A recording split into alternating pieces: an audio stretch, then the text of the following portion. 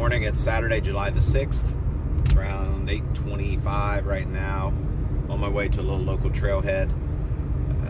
Probably end up doing the Joan Portman Trail, which is part of the Edge of Appalachia, and it meets up with the Buckeye Trail. Thought I had to explore on the Buckeye Trail a little bit this morning. Considered Buzzard's Roost, which is also one of my favorite local hikes. I've been out there a number of times, and I've only been out on the Buckeye Trail once, and so thought I would try that this morning. It's supposed to be a hot one, so we'll try to get out and get going before it gets too terribly hot. A little later start than I anticipated due to a variety of reasons this morning, but I really needed to get into the woods today. All right, for those of you who haven't been here before, I'm parked over there. See, there's a nice little parking sign, canoe launch. The trailhead is actually right up that way. But there's a couple of other interesting features here. There's additional parking here, and then there's a canoe launch. I'll walk you down there here in a second. But then there's also this area over here for a little overlook and a nice little bridge. This is all part of the Edge of Appalachia. So if you're in Adams County or Southern Ohio and you want to do a little hike in, I would recommend looking at their website. They have a few different interesting hikes that are available. Buzzard's Roost and this one, the Joan Portman Trail. There's also one that's I think Lynx Prairie, and another trail that's an option too, which I'm blanking on the name of. But yeah, it's just kind of a neat little area in the hills of southern Adams County in southern Ohio. There's this is a nice place for a little lunch after hiking if you so desire, and then got a nice little overlook out here too that overlooks Ohio Brush Creek. There is a place right down here where you can launch canoes and kayaks to get in and out of the creek. So right over there, if you can see it. Interesting little creek. Done a lot of kayaking on it. Frequently see some wildlife, and on more than one occasion I've seen a bald eagle out here. So just an interesting area. So I'm gonna get ready to hit the trail, and we'll get moving.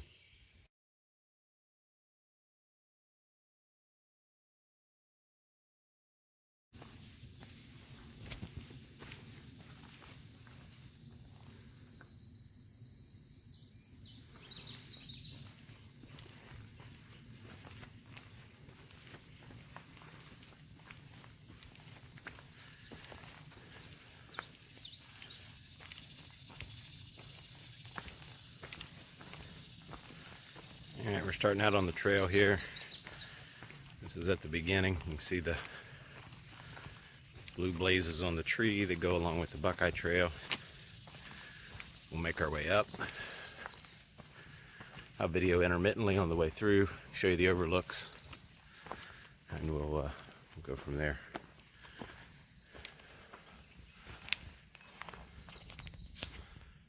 About a half mile in at this point. The trail just gradually zigzags and meanders up this hillside. Continue to have some elevation gain. Starting to get into, there's a few little rock formations in here as you get back into the woods.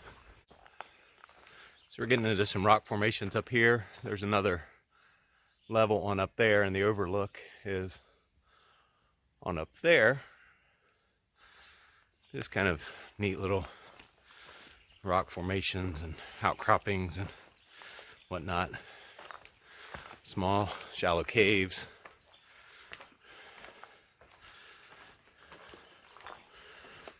It is just kind of an interesting little hike.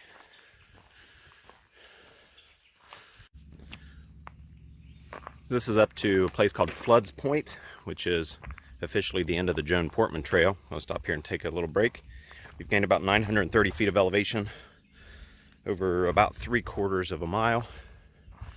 But you can see a nice little overlook as you look down through there.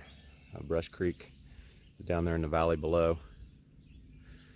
But as you can imagine, in the fall, when the leaves are appropriate, this is beautiful.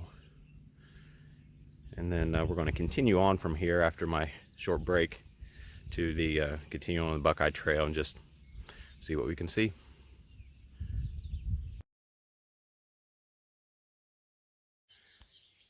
There's an interesting little gravestone here right along the edge of the Buckeye Trail.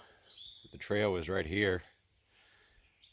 And there it is. Really can't read it very well as far as who it's marking. But obviously someone cares enough to come up. That flag looks pretty recent. And so someone's been coming up and taking care of this spot.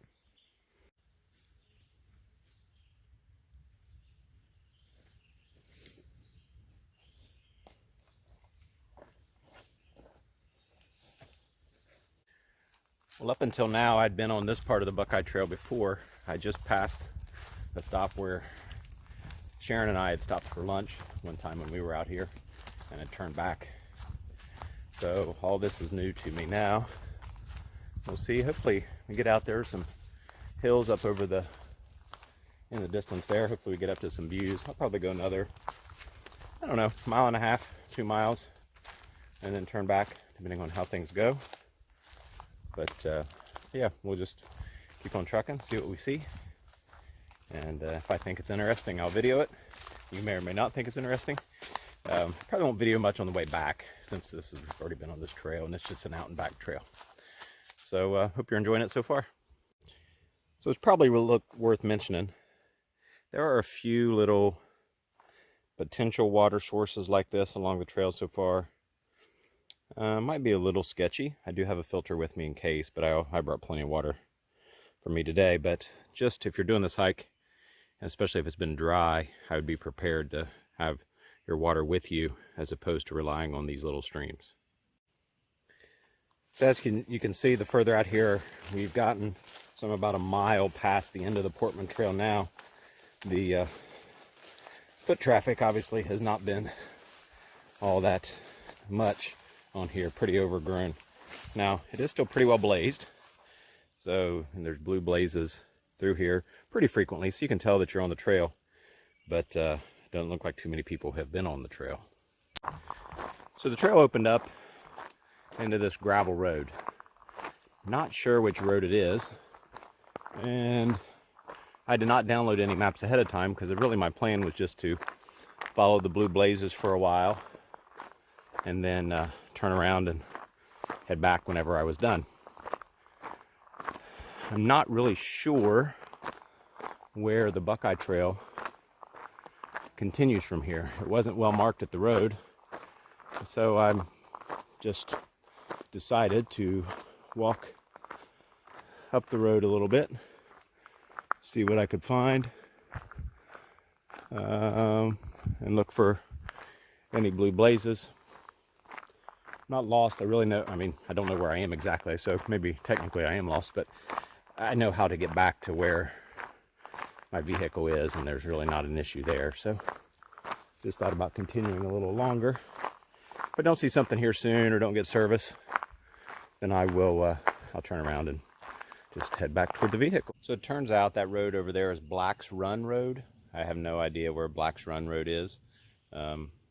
So I still don't see any signs for the Buckeye Trail. My watch did give me a couple of trail options that go up over the hill. They do not appear to be the Buckeye Trail.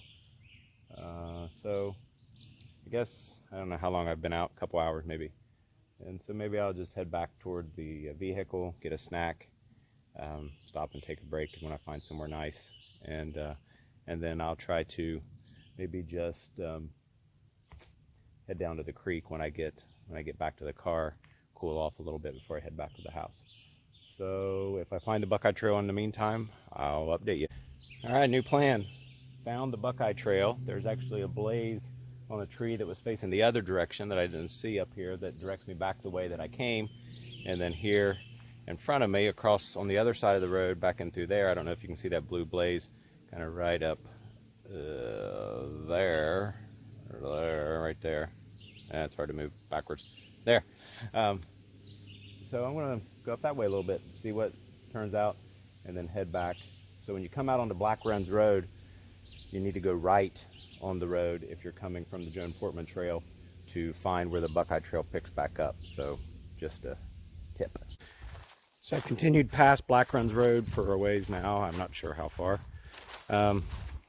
Train's mainly been like this, kind of up and down, just through the woods. Nice scenery, nothing unbelievable, no spectacular views or anything like that, but a nice, enjoyable walk in the woods, kind of gradual grade up and down. Been looking for a spot here before too long to just kind of throw up my hammock chair and maybe take a little break, a little snack, and then once I'm done with that, probably turn around and just head back toward the car. So there's this guy hanging out on the trail. Hey buddy, what's happening?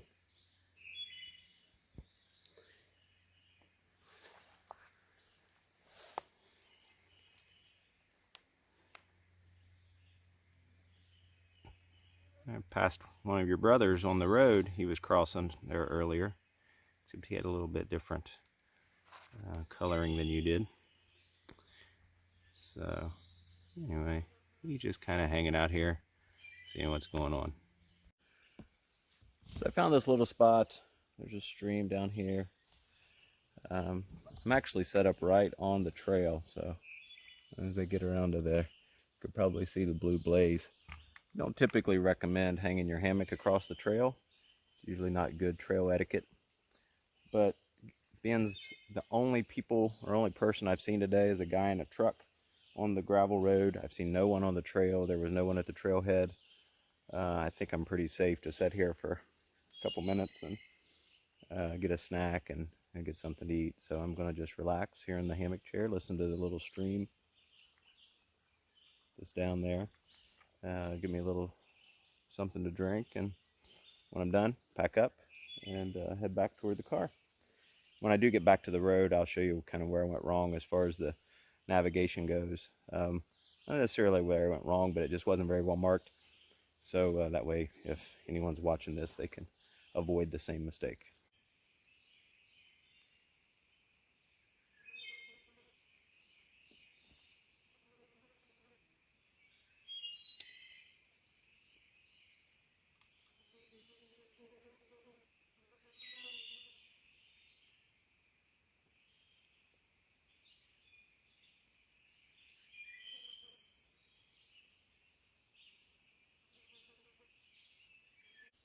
All right, I'm packed up after a little snack, maybe brunch, something like that. I sat here probably, I don't know, 20 minutes or so. Getting ready to head back. Again, I'm probably not going to video a whole lot on the way back unless something interesting pops up. I'm just going to truck it. According to my watch, I'm a little over 4 miles past the end of the Joan Portman Trail. I'm at 4.81 miles. Some of that was kind of going up and down that little gravel road, but so we'll see how things go hanging back. So coming this direction, there's definitely a blaze that kind of indicates that you're going to go straight. So kind of straight up the road there, it looks like. There's nice little culverts across the creek here. I don't believe you go one up that way. This is the way I came in. Although either would potentially be an option, I suppose. It does look like you could go up that way. But as you cross over, you come up, there's a nice blaze up here on the tree. So this blaze on the tree indicates that left turn that I'm going to make that takes me back into the woods right up here where I came out earlier. I just did not see a blaze on the when I came out of the woods. It's very possible that I missed it. We'll find out. This is where I came out of the woods the first time, and you can see there's a blaze on that metal post there, but I did not see anything indicating that the trail goes to the right down the road, which is the direction that it goes. So I'm heading back into the woods. This is the way I came earlier today, and we'll keep trucking along and make it back to the car. All right, I've made it past the overlook at Flood's Point on my way back to the car.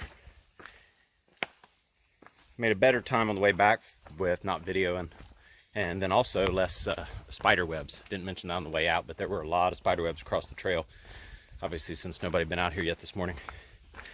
So I opted, I think I'm going to forego going down to the creek today, even though I would enjoy it. There's a little thunder rolling in the background.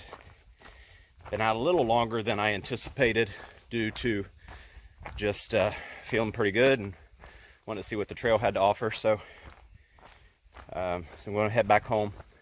Overall, this was a good trip, enjoyable trail. I'll put a screenshot of the overall elevation gain and loss and things, mileage in the video.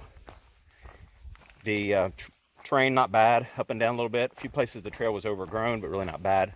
Other than that little place there at the road, the markings were very good. The blazing's good. So really a pretty enjoyable trail overall. Only the few little overlooks, but if you're looking for just a nice walk in the woods to get out, get some exercise, enjoy nature, this might be a good option for you. All right, until next time.